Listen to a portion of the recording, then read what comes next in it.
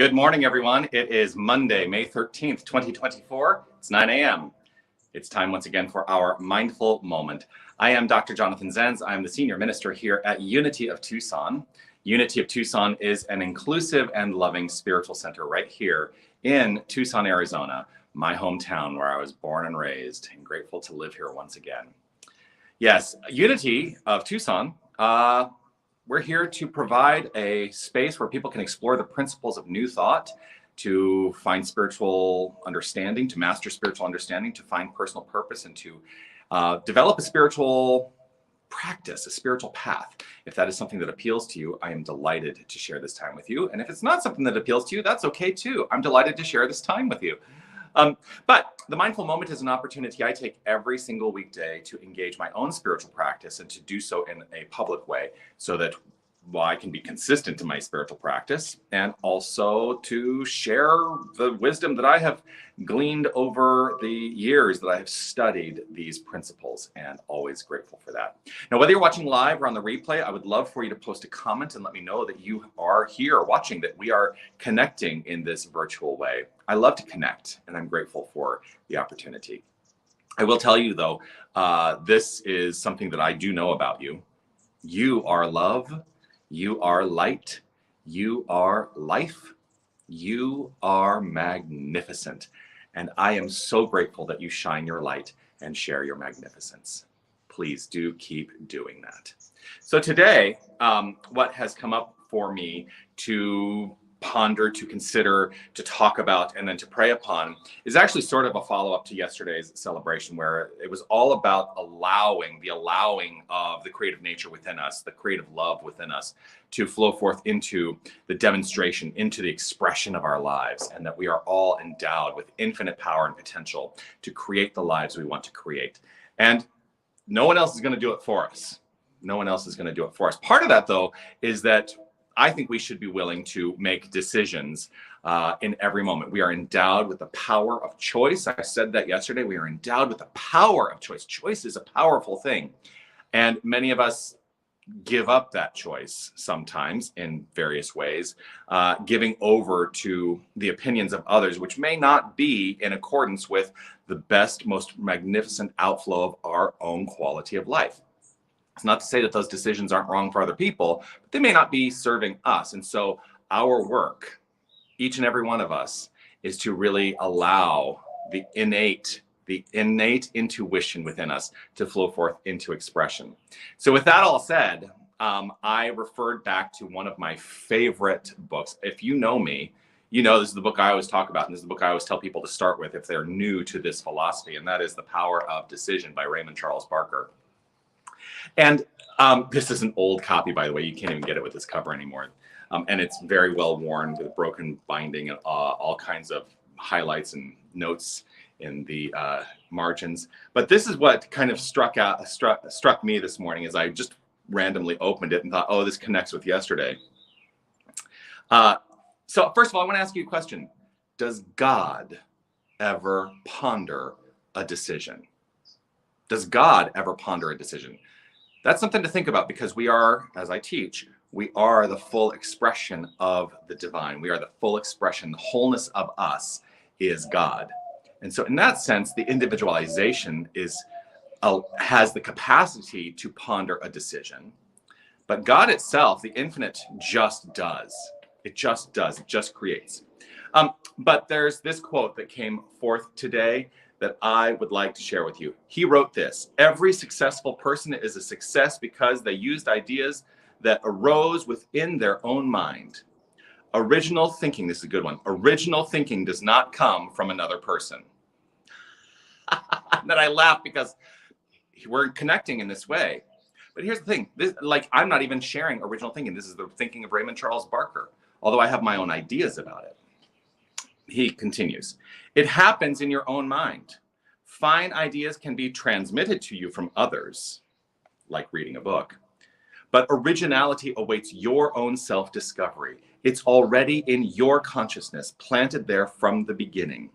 And then one of my favorite lines in the whole book, you are spiritually equipped to be an original thinker.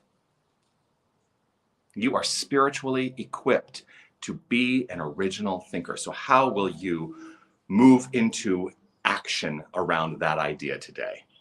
That becomes the question.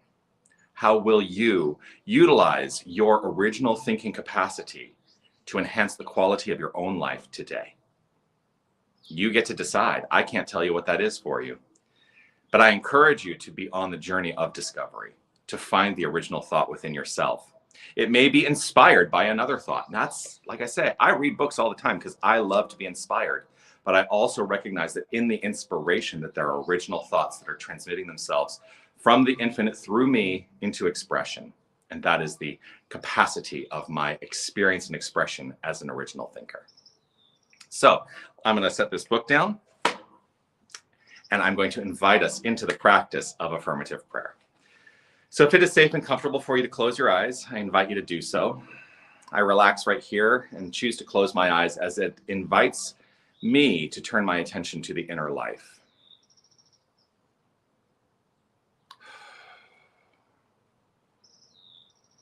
And I open up into the awareness that the inner life is no different than the outer life. The inner life is the causative aspect for everything that flows forth into the outer expression. And so if I would like to transform the outer expression, I choose to recognize that I transform the inner expression, the inner life. And so this is what I do here and now, rooted in this awareness that there is only one infinite power and presence. There is God and nothing else. There is God and nothing else. There is this magnificent, loving source flowing forth as all creation. There is nothing separate from it. There is only this goodness, this light, this love, this harmonious intelligence. And we are that which is. This is our identity. The wholeness of us is divinity.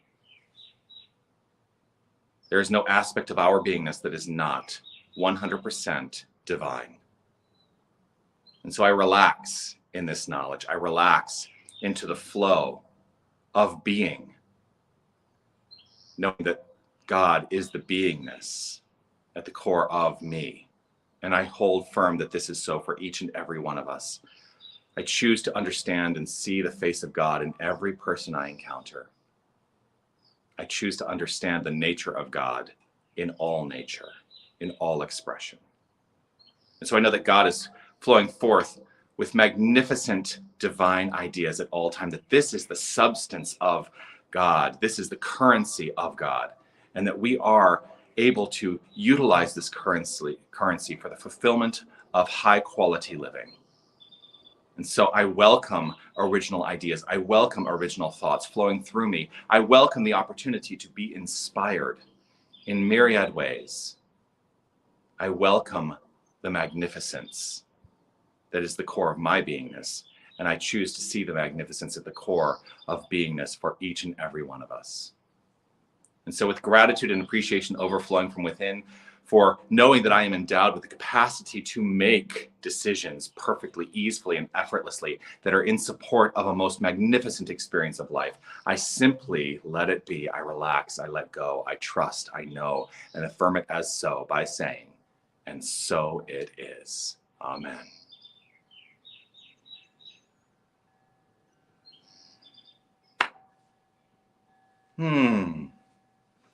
And so it is. Hey, I'm going to tell you about a decision I made. It's a decision that actually I pondered for a very long time, but I'll be able to take the protective wrap off of it tomorrow. But I finally got, there it is, my second tattoo, which is my Camino tattoo. Super excited about that. The pondering part of that was knowing that it was going to be a relatively permanent part of my expression. I wanted to make sure it was exactly what I wanted it to be. And I'm so grateful. And I'm grateful for you and grateful for this time. Lots of stuff that's happening. We're going to have Soul Flow on Wednesday night. Soul Flow is an opportunity for some gentle yoga and some freeform dance. That starts at 6 p.m. here at Unity of Tucson in Harmony Hall. In the nature of decision making and the nature of allowing creative spirit and original thinking to come through, I'm starting to feel a bubbling up, like things are going to shift and change. And I'm super excited by that. What does that mean? I don't know. But I invite you to be on the journey with me as we explore this nature of spirituality together. If you want to find out about what else is happening at Unity of Tucson, go to unitytucson.com. Check out our website, all of the good stuff that's happening there. And I look forward to seeing you very soon. Oh, I'll see you tomorrow morning, 9 a.m. Yes, I will. All right. Peace and blessings, everyone.